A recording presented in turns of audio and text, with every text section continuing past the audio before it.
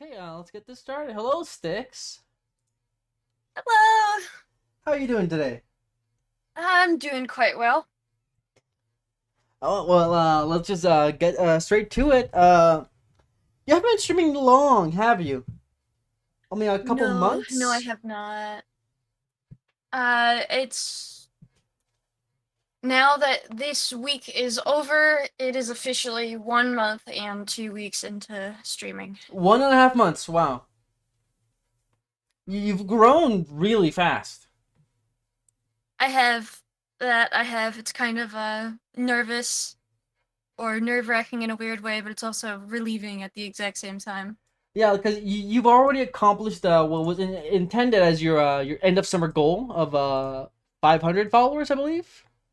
Originally, it was my end of the year goal, and then as April came around, I'm like, okay, well, I mean, as April progressed, I'm like, okay, maybe it'll be an end of summer goal, and then I had a couple posts pop off, and people were suddenly drawn into my content, and before I knew it, I hit 1,000 followers on Twitch. Okay, a thousand now, 1,000. Yeah. Yeah, how's that feel? How's that like really explosive growth feel for you? It's very relieving. My entire my like little child dream as I grew up was always to be an entertainer. So like as a little kid, like internally I'd pretend that like I'm a singer or I'm a talk show host or I'm an entertainer. And then as life progressed and like I got older, I adapted onto a new dream because I didn't really think it would be possible. And then eventually I found VTubing and suddenly that dream came back, and before I knew it, things are going really well, way better than I ever expected. Yeah. So why did VTubing bring you back into that dream? Because I guess for me, the the kind of cons of streaming with like a face cam or like without a face cam just kind of I didn't really want it. Like it's kind of hard to explain. VTubing is a really good medium to perfectly express my outlook, and I don't have to kind of wake up and worry about the perfect camera angle on my webcam or if the lighting's wrong. Like I can just throw my phone on the phone stand, my avatar moves and it looks great, and all I have to worry about is the audio rather than worry about a whole different extra set of stuff. Okay, so if VTubing wasn't a thing, would you like you just wouldn't be a content creator at all? Well, I think if there's a will, there's a way. I rediscovered the fact that I could get into content creation. One of the things that made me get into VTubing is I realized, well, I already have a decent setup. I got a good mic. I got, I got two or more monitors. I already got a capture card because one of my friends wanted me to stream like Fire Emblem Three Houses to them. So I already had the setup. Why not go the extra mile and invest in a model? Okay, so just the investing in the model. With your model, why did you go with the design you have now? Um, so the design that I went for myself, I'm a creative writer at heart. I've always creatively written stories or partaken in like Dungeons and Dragons campaign and all sorts of different things. But the design that I've had for this character, I basically took a character that I already had, who I've written stories about, who I thought matched my personality the best.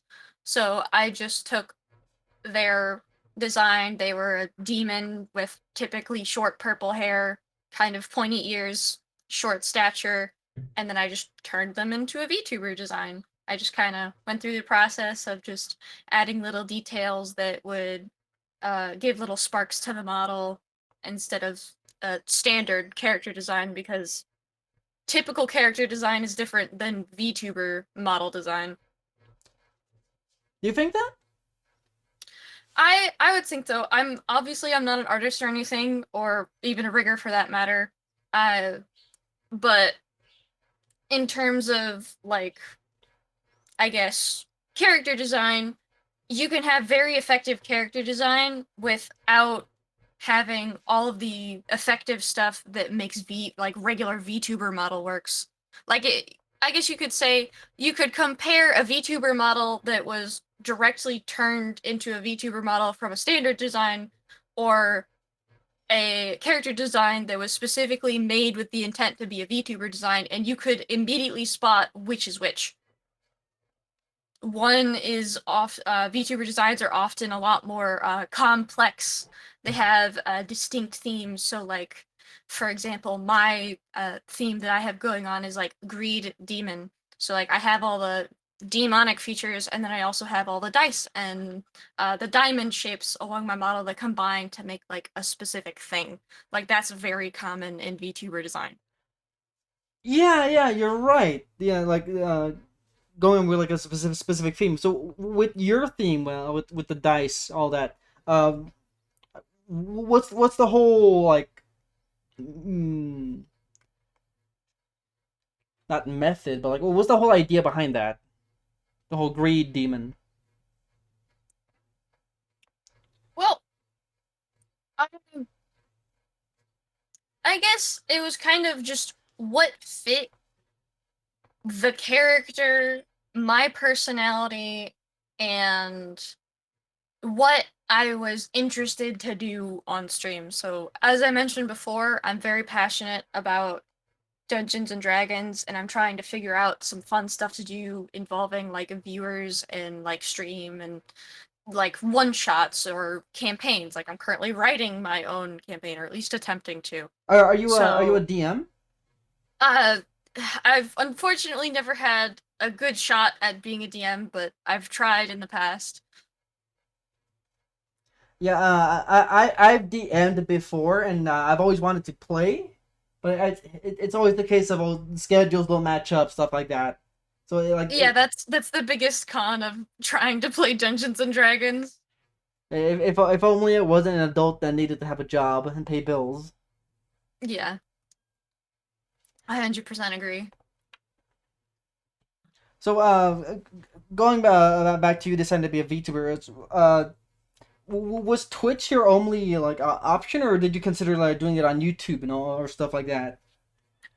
I've been considering doing it onto other platforms. I guess the main thing that made me go to Twitch is that comparatively on Twitch, it's way easier to just get started and start making content. And I mean, technically, you could start doing that with YouTube as well, but the issue is that YouTube, in order to get monetization, YouTube requires at least 3,000 watch hours for just one of the requirements.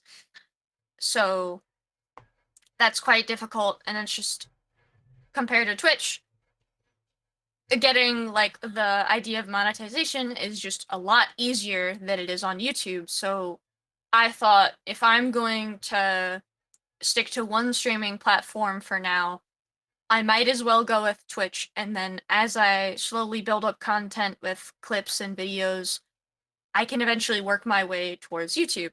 If I want, like if I wanted to multi-stream, I could also do that. But Twitch was whoa, just the just main like draw for me. okay, but like was streaming the only thing you wanted to do, or were like there other avenues, like say like edited content on YouTube? I've always had the intent to make actual like actual YouTube specific videos. I've I'm passionate about a lot of things, and I feel like I have a lot of knowledge that I could share specifically with like writing and the culinary aspect. Like with writing, a lot of people in the VTuber community, they want to know how to better write their lore. They want to know how to better, better write their character in comics or various situations. I, as someone who's been creatively writing as a hobby for 10 years, I can provide pretty good tips that most people who are just getting into it have no idea about.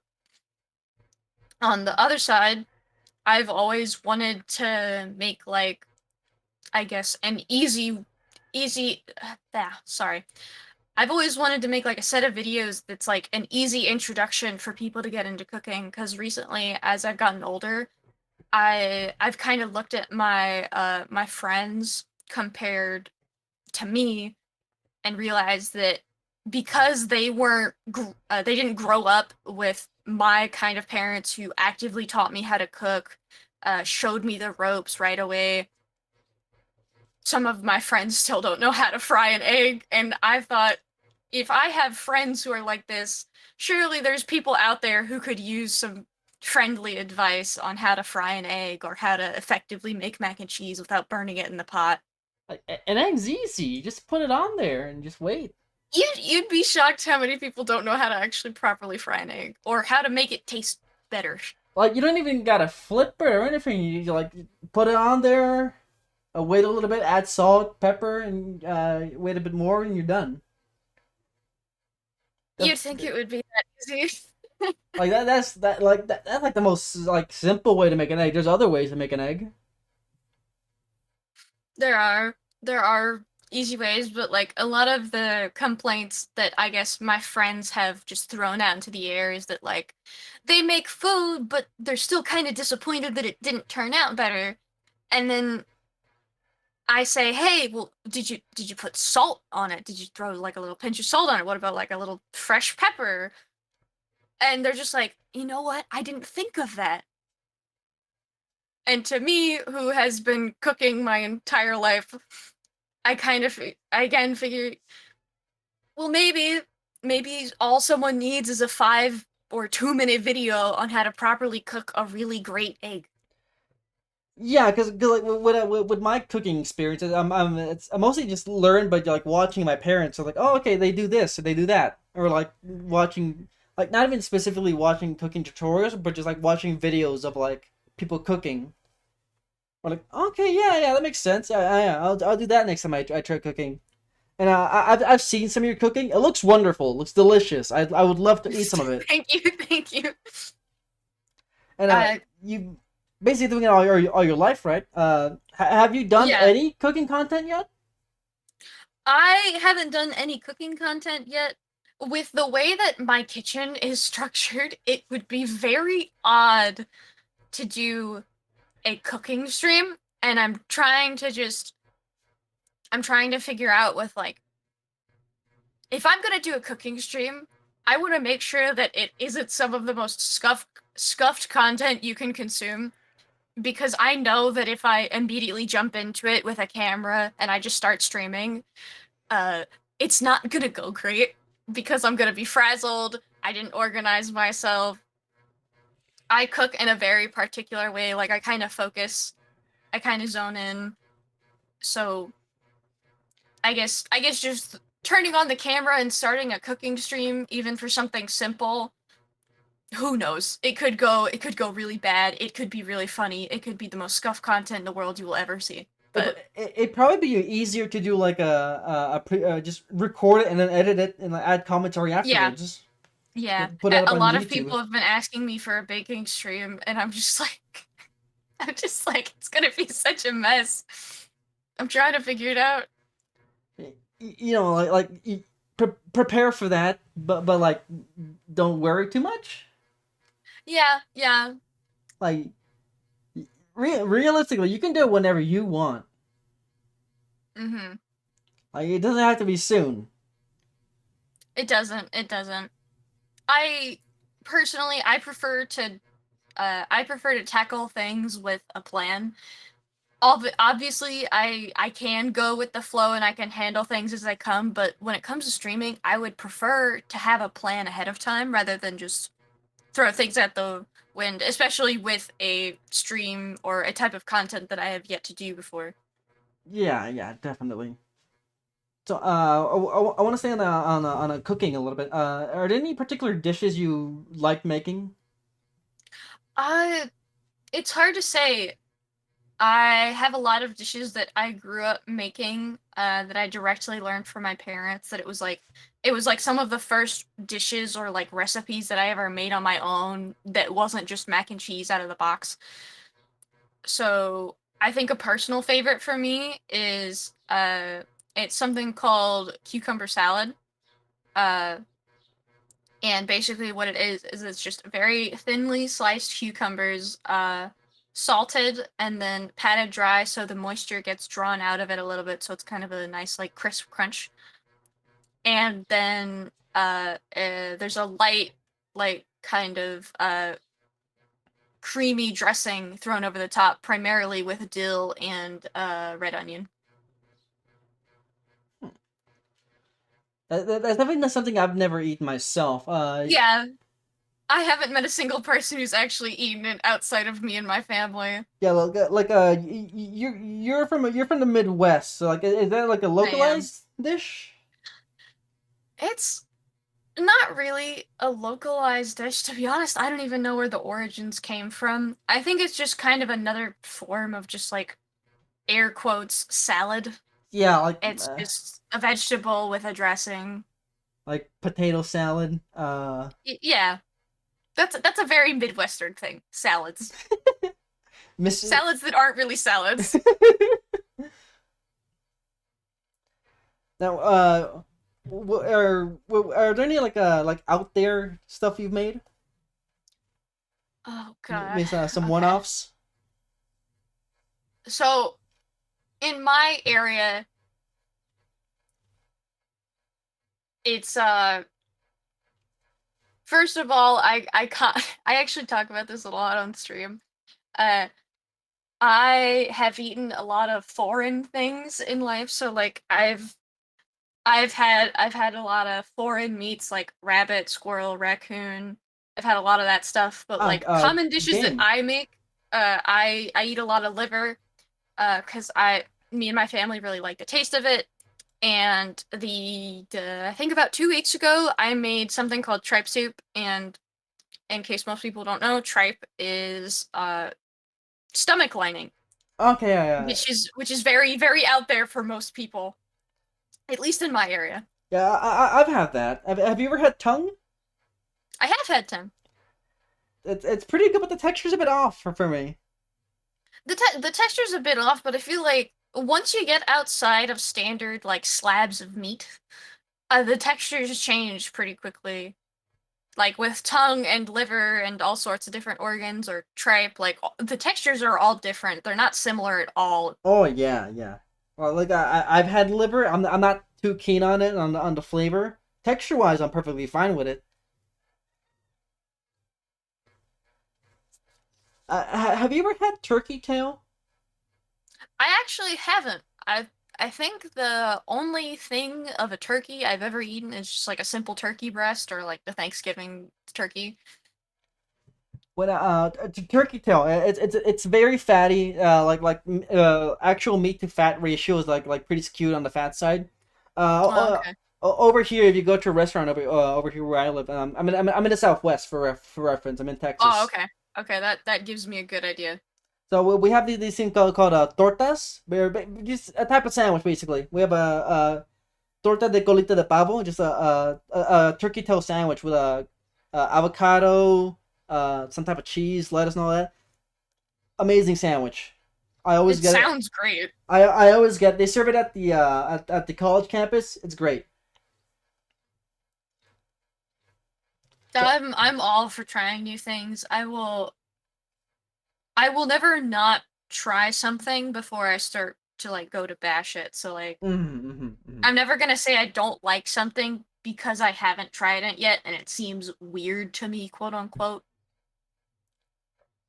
Well, Like I'm open to the idea of like eating those like scorpions, but they're embedded into like a little lollipop. Like I've I seen want to try those. that. I don't. I'm reminded of Lemon because she's eating bugs. She said that on Yeah, stream. that's I'm allowed to say that she said it in the interview. I actually I'm pretty sure that's actually where the topic of like I think I was in a VC with her, Sunny and someone else, I believe, and the topic of like eating bugs came up, I think. Maybe I'm wrong. Maybe I'm wrong. But yeah, where would I even get like bugs to eat? I think if I go down to Mexico, there's some areas where I can get like scorpions. Yeah, in my area, I have to go out to specifically foreign markets if I want to find like if I want to find fresh liver, for example, I have to go to either two specific markets or I'm not going to find it anywhere else. Really, really, because I can just Yeah. go get liver at the grocery store in town right now. Uh, Liver and tongue and other organs.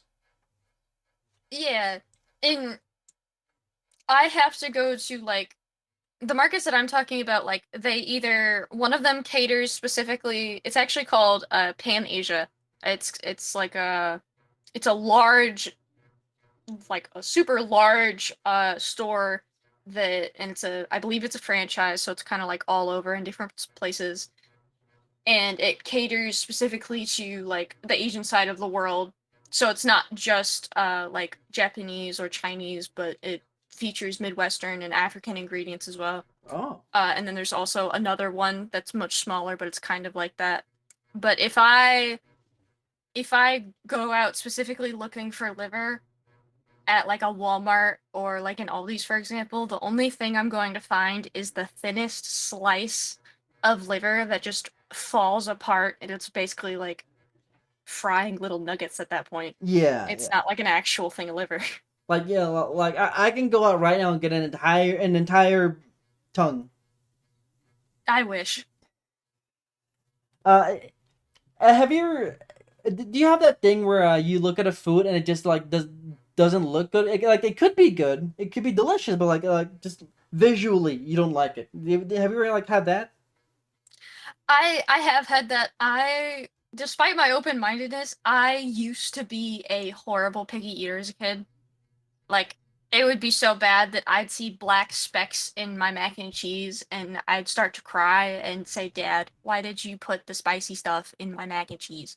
It's just pepper. I don't like that." Yeah, yeah, yeah. Well, little kid brain was like, "I don't want to eat it now."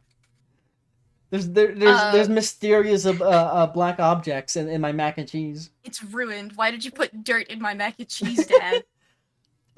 Especially something my dad used to do. He put like the entire pepper like ball. I don't know how would you call that, like pepper clove.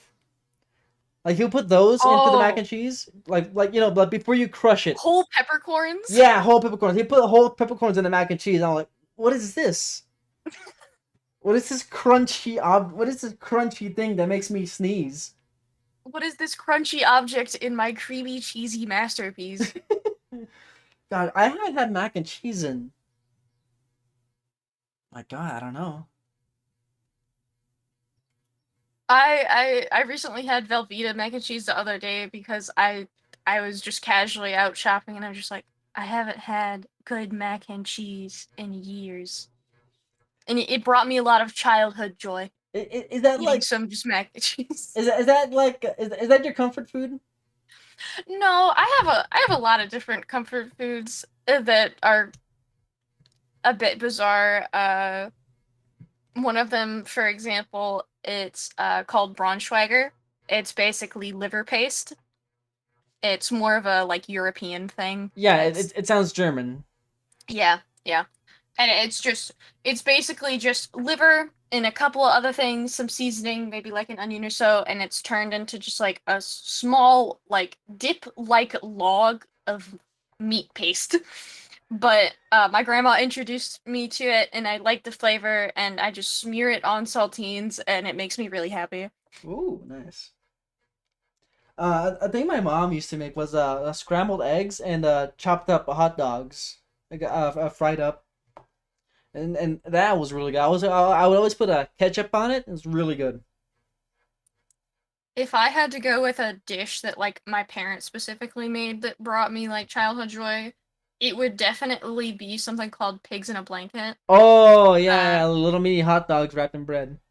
yeah, little mini hot dogs wrapped in like I forgot the exact brand, but it's like little croissants. Like you wrap the croissant dough Yeah, around the hot yeah. dog and then you bake it. I've never had those like cooked for me. I've had them at like school lunch before, but like, I don't It think I've ever had it like at like a restaurant or anything like that. I've never had it at a restaurant, but it was like when my mom would go out to like when she'd go out on her like work trips and my dad didn't feel like cooking full meals, he'd be like, "Guess what? We're eating pigs in a blanket," and it would be this huge celebration for me because I was so picky at the time, so we could only get me to eat certain things or I just wouldn't eat. Uh, so it would be like this fun little activity. Like I'd sit there, I'd cut the hot dogs in half, and then he'd whack open the thing of the croissants, and then he'd roll it out, and I'd roll the hot dogs in the croissant dough, and then he'd shove them in the oven, bake it, and you dip it in ketchup or whatever. Oh, nice, I don't nice. think I've ever seen it sold at a restaurant before. Yeah, you probably get them. You could probably buy them on like on the frozen food aisle. Yeah, you probably could. I think I've actually seen it in the frozen food aisle before, but I think that was maybe once, and it was a long time ago. Okay, so uh, is there a dish that you felt really accomplished when you made it? So so my friend actually recently came over, uh, long long distance friend who moved away a couple years ago. He was coming over for his birthday, and my friend group was just on the side, was just like, hey, guess what? And I'm just like, what? And they're like, you're gonna bake a cheesecake, and I'm like, okay, I've baked cheesecakes before. Why didn't you tell me this a week sooner? And what I came up with on the spot because they didn't specify a specific kind of cheesecake that they wanted me to make for my friend's birthday. So I came up with a lemon raspberry cheesecake, and so basically it was kind of a standard New York style cheesecake, kind of still lemony flavored, but with vanilla, very standard cheesecake. But instead, there was this very sweet raspberry syrup mixed into the batter, like swirled in, kind of like if you think of a fancy cheesecake, you might think of like one of those cheesecakes or like a cake that has all the batter swirled in and it looks really aesthetic. I recently made that for my friend, and it was the most accomplished I've ever been with baking. Like it didn't crack or anything, it didn't fall. It was just a perfect little slice, and it tasted amazing. Nice.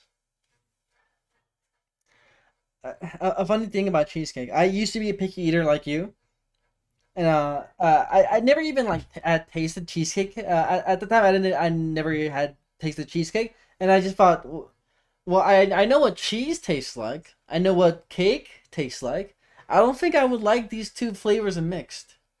Yeah, a lot of people think that about cheesecake for the first time. But no, cheesecake is delicious. It has a very like a tangy taste. Yeah, yeah, tangy is a good way of putting it. Yeah, Kind of it's tart as well. tart. Yeah, that's not a word I use often at all. I don't use it often either. I just know it. Yeah, I don't even remember the first time I ever had cheesecake. I think I had cheesecake on accident. I didn't know it was cheesecake. I'm like, oh, this is great. What is this? Oh, this is cheesecake? I've been missing out. When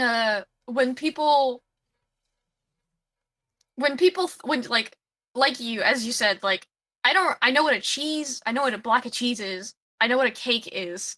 I don't know if I really want to combine those together. When people think of a cheesecake for the first time and they've never heard of it anywhere in their life, they've never seen a picture of it, they're immediately thinking that it's just a standard like vanilla cake but mixed with cheese. But instead, what you have is a light cream cheese, kind of like custard set in like a pie crust of sorts, Yeah, or like a graham cracker yeah, crust is not too typically. dissimilar to like a pumpkin pie. Yeah, yeah, that's a good way of putting it. Have you ever had flan? I have not, but I've always wanted to. Flan is great. It is currently my favorite dessert. If there's a restaurant that I has it, I will order flan. I've never been to a restaurant that's had it. I've always seen it. I've always seen it as like this on YouTube videos. It's like, oh, this really hard dish to make. And then they go and make it. It's nice and jiggly. it has the nice little syrup on top and it looks great. And then I'm at the supermarket and I see these little cups that are like flan in a cup, and I'm just like, I'm gonna do my experience dirty if I buy this $3 Walmart flan Yeah, instead yeah. of I buying it fresh from a bakery or a restaurant. yeah, I haven't had the Walmart frozen food flan. I've only eaten it from a restaurant. Like honestly, if a restaurant has good flan, that's a good restaurant. Yeah, I'd argue so. Eh, on that same vein, are there any like qualifiers you have for what makes a good restaurant? Man, it's kind of hard to say because so like some people are judgy and they see kind of like a rundown mom and pop shop and they won't try it, but then you go into that same mom and pop shop, you look at the tables, the table itself is propped up on like four books because it's leaning somehow, and then the leather seats are all cracked and duct taped, but on contrast they have some of the best food you will ever eat. So it's really hard to tell what like could qualify something as a good restaurant. Well, one thing I always say is, if the salsa is good, then it's a good place. Yeah, you know that's a good point. Like I'll always try out the appetizers. Always try out the salsa, the whatever other dip they might have with the chips. Yeah, it's a good point. I guess this is kind of specific, but I feel like more often than not, when the plate is warm, when the plate itself is warm when it comes out and your food's delivered, and it's just the food that's hot, but the plate itself was warm, I feel like that's a good indicator as well. Yeah, yeah. Well, like it was a few days ago. Me and my dad went to a restaurant, and the plates were like really hot, and almost burned you. In fact, and the food was great. Sauce was great at first, also. Yeah, I feel like there's too many variable that I feel like there's too many variables to really tell what could identify a restaurant as good. Because obviously, like if your server is giving you bad attitude, that doesn't mean the food's gonna be bad. Yeah, yeah. Now, we want to been on a tangent there. I want to bring Yeah. it back a bit to VTubing Sorry, I like again. talking about food. We can talk more about food in a bit, but with VTubing, does your family know you're a streamer? I'm working on it. I my my I've made this very clear. I live with my dad while I do college, and he's up there in age. He's not like ancient, but Like retired? he's he's not retired, getting close. He should be, but he won't stop, and that's on him. But uh it's more like if I tried to explain it to him, I know he wouldn't understand. So like if he does notice me doing something, I'm just gonna say for both our sakes that I just make YouTube videos and just call it a day, because technically that's true. If I tried to explain to him that I'm sitting at my computer and there are people all over the world watching me stream a game or just talk, he's gonna be there and be like, why? That's so useless. Even though he sits there and watches TV all day. Like, it's just, he's not gonna make sense of it. So like at the very least, he knows like you do stuff on your computer often. Yeah, Like, yeah. but like he's like doesn't know at all like the whole streaming and content creation business at all. Yeah, like he knows that people makes YouTube videos, but I think if I introduced him into the idea of live streaming, he'd just be confused. Even though my dad supports me on every front for anything that I do, it's just a matter of fact of like he wouldn't understand. Yeah, he wouldn't understand, but he'd be supportive of you. Yeah, yeah. That's it. I don't know what you're doing with them models or whatever, but if you're happy, I'm happy. Like that's kind of his attitude. Does he have like a Youper accent? My friends say he does, but I don't think so. I'm a little familiar with Midwestern accents, mostly because of my exposure with the YouTube channel Red Letter Media. They're Midwestern guys. Oh, okay. So with VTubing, I, I take it you watched a lot of VTubers before you got started. So I actually the first VTuber that I ever actually like really watched was Mercury Winds. Really? Yeah. So when I first like reached the idea of like I can live out my little childhood dream and be a streamer and make content and do all that. And then I found VTubing. I had heard of big names like Guargura or Cinder, Iron Mouse, of course. Like I'd heard Hmm. all about that. But I never really watched them. Like I saw some clips and I'm like, okay, but those are the very top of the top. Those are the 1% of the 1% of like VTubers. So then as I started looking for a model artist and just a rigger, and I started looking more into the actual smaller parts of the community that are much more down to earth and feasible. I found Mercury Winds. I specifically found a tweet on Twitter about her showing off like her model. I believe a month after she debuted her newest model. So I believe August, like early August, is when I found Mercury, and then I started watching her, and then through her, she rated Steph, and I found StephCom, and then he rated someone else, and I found someone else, and then I went back to a Mercury stream, and then she introduced me to Capache, and I just slowly began to actually like watch VTubers and actually understand what these uh smaller content creators actually do. And then I really started watching them. I wouldn't say that I actually watch like big content creators outside of clips, although I've popped into Porcelain Maid and uh Juniper streams, but that's about it. Yeah, that's similar to my experience when I first got started. Watching the watching a lot of like smaller streamers, like branching out from there. Now, is it safe to assume that Mercury wins and inspires you a lot?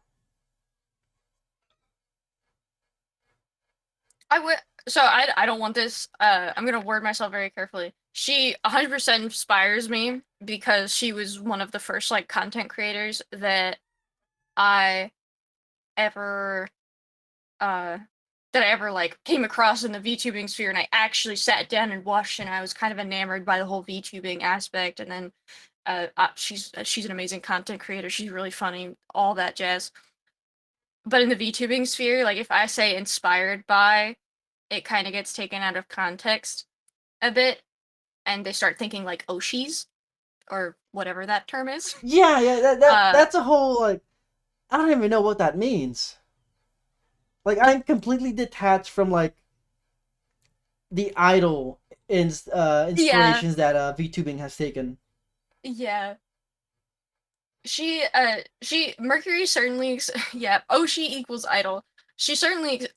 Mercury certainly inspires me because from what I've gathered from watching Mercury streams, she's an extremely hard worker, and that's something that I can personally relate to because I've been a hard worker my entire life, and she's worked so hard to get her graduation and do all these amazing things with content and interact with her community. And so that in that way, she does directly inspire me, but like I wouldn't say that like it's the kind of Oshi vibe or the like um whatever associates with an Oshi. If I had to say like I had an Oshi or whatever, or I was inspired by someone, I was inspired by Juniper to make the call to go ahead and put four eyes on my model and really just Really, say that screw specific it. that specific detail of your model? Yeah, because the character that my VTuber model was based off of, I've always written her, and she's always had four eyes. She has always had these four eyes in the 10 years that she has been my little personal creation. She has always had four eyes. And then as I started approaching the VTuber subject and VTubifying her design, as I like to put it, I was kind of worried that because I did invest quite a good chunk of money into my model, I was worried that if I was going to go ahead and invest this kind of money into a model and I went ahead and added the four eyes like I wanted to, it would just go backwards and people wouldn't like it. But these were very, very insecure thoughts of mine at the time. And then I eventually came across Juniper on Twitter and my eyes kind of lit up. Like sparkles were in my eyes and I'm like, "Oh my god. This is a full-blown monster girl. She has this wonderful community of people who adore bug-like VTubers and like her design and everything." And I'm like, "Screw it. If if this can happen in VTubing, why can't I have four eyes?" And at the time, I had never seen any other VTuber with multiple eyes on like a functioning model. I've seen it plenty in designs, in like regular character designs, but never had I seen it in a VTuber design before. So seeing Juniper really kind of just made me say, screw it, I'm just being insecure over something that really doesn't matter. I should pull the plug and just say yes. That's really great. Like your four eyes design. I really like the design, the four eyes design on your model. It's very unique and it's very unique and honestly, it's gonna be fun to draw once I get to it. I appreciate it.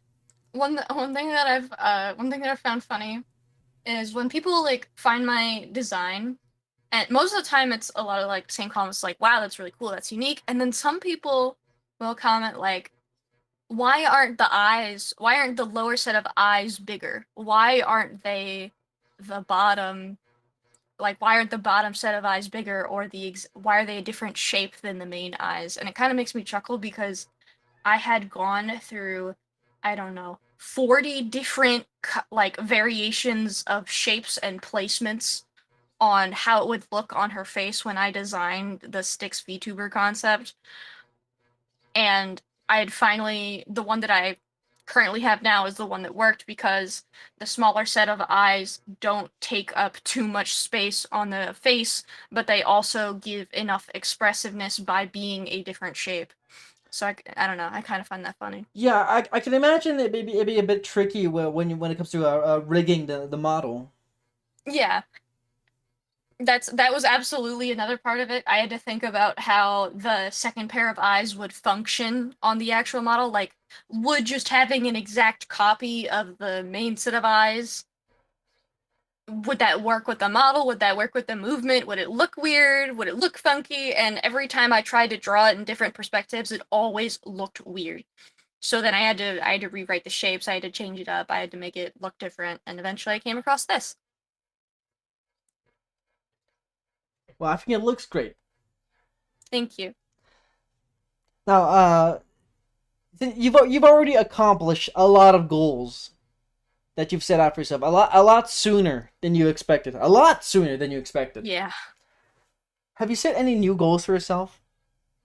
I guess well, I only hit 1K recently, so I'm sitting here and trying to come up with like a reasonable goal while trying to calculate my actual growth. Because on one hand, I'm like, yeah, I hit that really cool number, and then on the other side, I'm still like, wow, that was probably just a fluke. I'm not gonna do that again.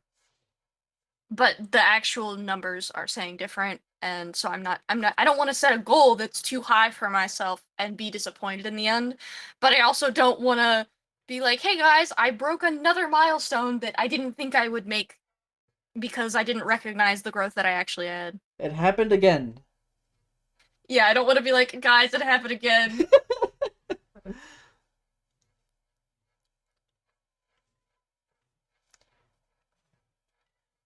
Now, are there any goals? Or I guess a better question would be, you would want to make this a career?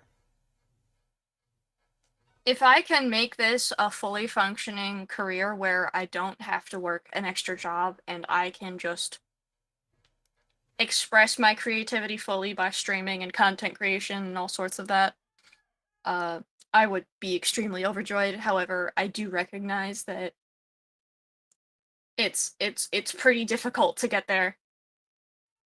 You have to have a lot of support from you outside of the community in like in real life situations. You have to have the support of like you have to manage life, you have to manage funds, you have to manage investments for the community. It's a whole balance and it's really difficult to get there, but if I can get there, I would be overjoyed. It would be one of my like biggest achievements in life. And so outside of VTubing, you mentioned earlier you're going to college currently. Yeah, I'm currently going to college as a marketing major or Marketing. a business major. Okay, so what are the goals you want to accomplish with that? With that, I just either I could work for a family business or I could go up the corporate ladder. Outside of that, I don't know. I don't have a goal for marketing like opening up my own marketing firm or anything like that. Marketing to me was just something that it's a career choice that I could enjoy and that's relatively easy for me to get there. So why marketing then? Like, what about it is like easy to get it into? I've always been an analytical person and I always think very logistically. So I guess in a weird sense, like that directly applies to like VTubing and such. So like marketing yourself out there, like recognizing algorithms, recognizing trends, recognizing all sorts of different data that's coming in and out at all the same time. Uh, I've just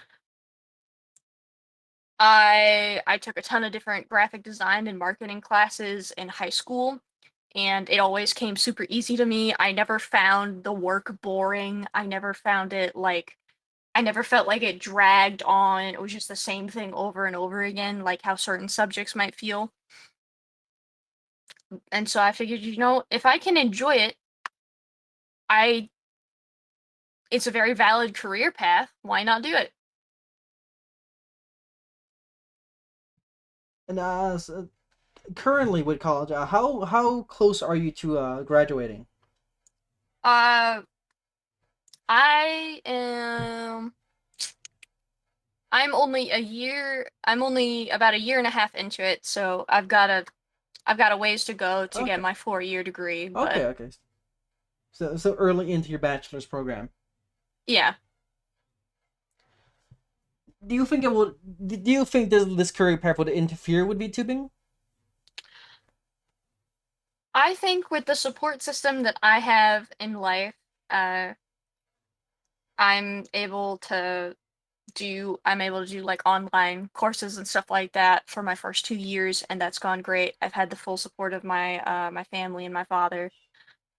Uh, so and I've so far I've managed the end of my current semester pretty well with my VTubing stuff. I didn't notice any like sizable dent to my grades because I didn't do well in my finals or anything like that. So I don't think in the future it'll cause any problems. Again, like I said, I think I have just a really good support system behind me, and I'm lucky enough to have it, so I'm gonna use it. So, can you see yourself still VTubing into your 30s and 40s? 30s and 40s, that's like 2 decades away. uh, Yeah. Do you see this still going in 20 I years? in 20 years, if I hit a stalemate and I don't grow and I'm a 40-year-old in a basement, VTubing, maybe I might be rethinking my life choices a little bit. Uh, Okay, well, if let's. I've done it for just 20 years straight with no real relative Oh, okay, success. okay. Let's dial it back. Let's just pick 5 years. 5 years from now. I think so. I've only just started, and with how it's going, obviously, I don't expect good growth to come easily forever. I don't expect any of that. But with how well it's going, I could easily see at least making making a good hobby out of it, and I think that's really all that matters. If theoretically, if I got like super super big, like one of the top like indie VTubers or something, for example, I would I'd obviously support myself in whatever situation I was into, handle myself first, support future business investments, so that way I could kind of transfer things as I age, and then I'd immediately support my family. And just from there, if things went well, I'd kind of live a happy, cushy life. That's if everything goes according to like kind of happy little dreamland standards, but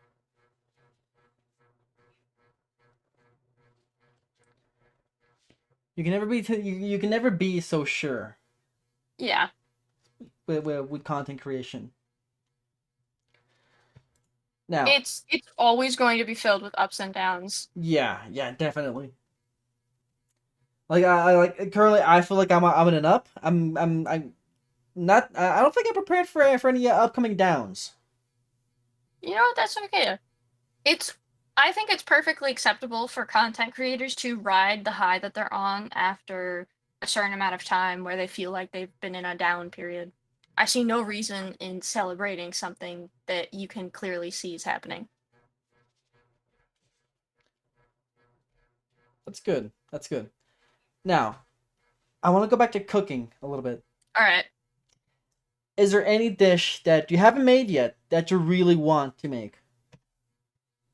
Hmm.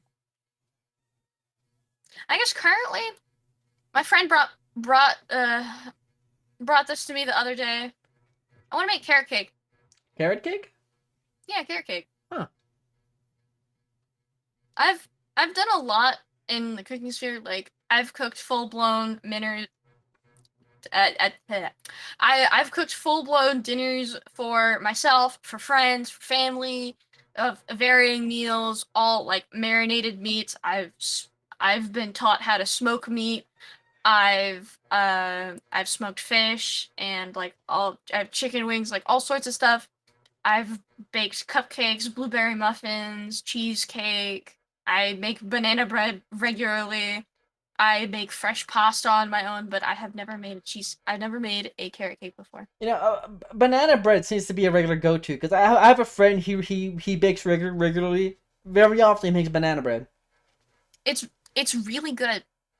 Like It's really easy to make. It is literally just bananas, sugar, butter, baking soda or baking powder, depending on the recipe. Maybe like a pinch of salt and flour, and that is it. That is it. yeah, I started baking bread some time ago. I haven't done it in a bit. I should get back into it. I want to learn how to make fresh sourdough. I guess that's a long-term goal of mine, but for some reason I can't keep the starter alive.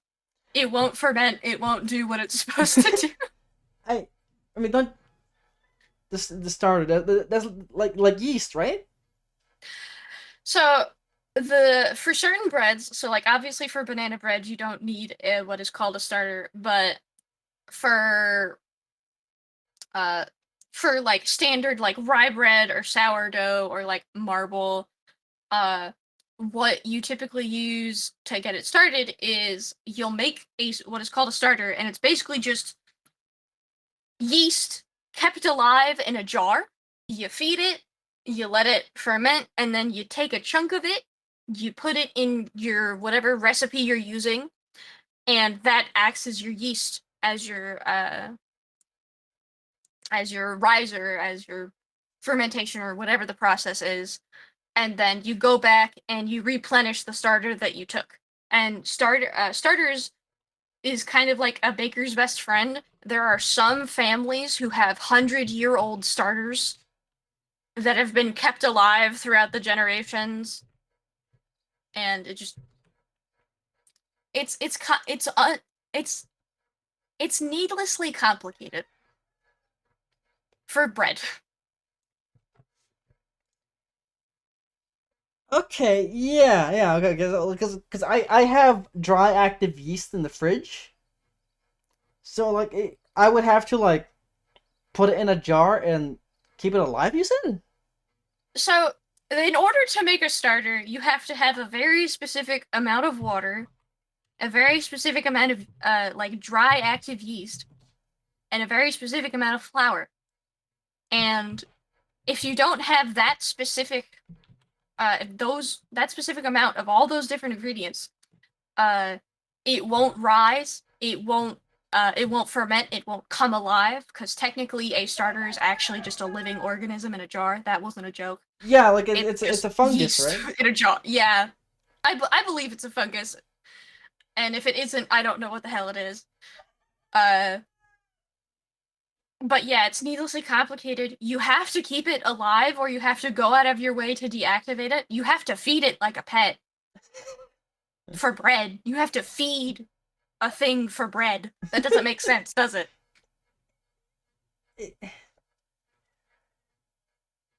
I don't know.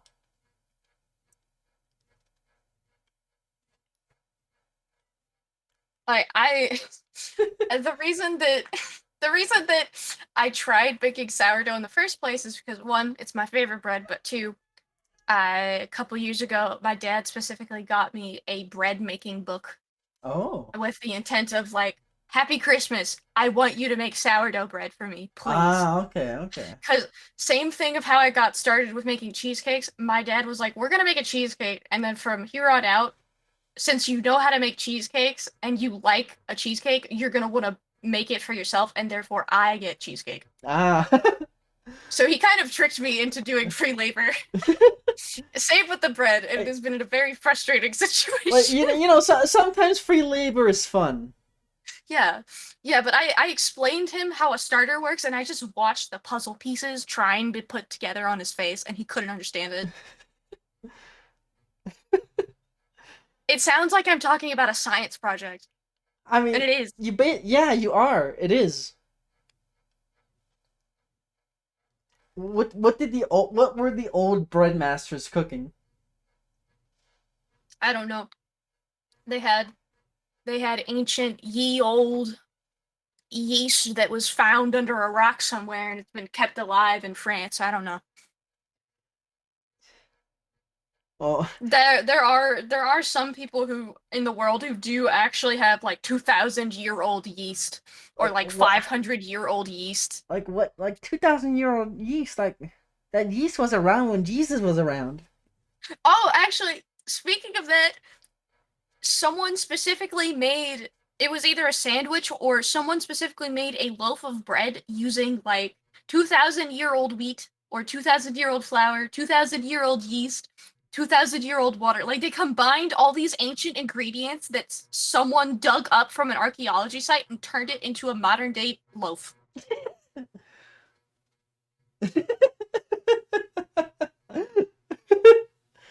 That's like a movie. That's like the concept for a movie that someone just did for some bread. I hope it was good. I don't know. Like Make a mean sandwich out of that. yeah. Like I saw these posts and people were the comments under it were like you're going to get the plague or something like that, bro. Ancient bread plague. Yeah, ancient bread plague. That's how the zombie apocalypse starts because people just can't open jars. They just have to go get in their ancient yeast, their ancient water, their ancient flour for some ancient bread. They sell yeast at the grocery store. You didn't have to go that far. Yeah, I don't even want to I don't even want to think about how much money you have to spend to acquire a 2,000-year-old jar of yeast. It'll fetch a fine dollar.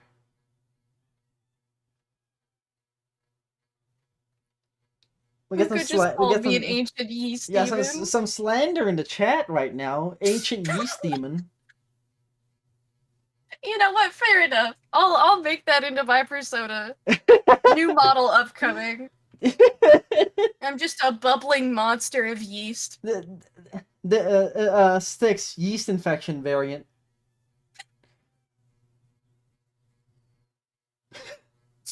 Actually, when when you go to make or when you go to like open a jar of yeast, or like a jar of like a starter, it literally looks like it's some monstrous creature emerging out of the jar to just grab you. Really? Like it's bubbling, it's expanding. So like typically how a starter is kept is it's kept in like a standard mason jar where you have the little lid that you tighten and screw on and it kind of seals itself. Mm-hmm. So it sits there and it ferments, and like that's technically what it does. It ferments and then it grows, and then you feed it, and then you seal it up again, you feed it again, and it grows. But like it bubbles up once it hits air. It's kind of cool to look at, but it's kind of freaky if you think about it, Yeah. because technically it's just a bunch of active bacteria coming to get you out of the jar. Mm-hmm. It probably won't get you. You can probably overpower it. Hopefully, if you lost a fight to a jar of what would be infantile bread, I don't know what to say to you. Now we are coming to time. Mm-hmm. Styx, is there anything you'd like to say to the audience? Stay cool, stay funky fresh, make good decisions, or not. It's up to you, but that's the legal thing to say. And that's it.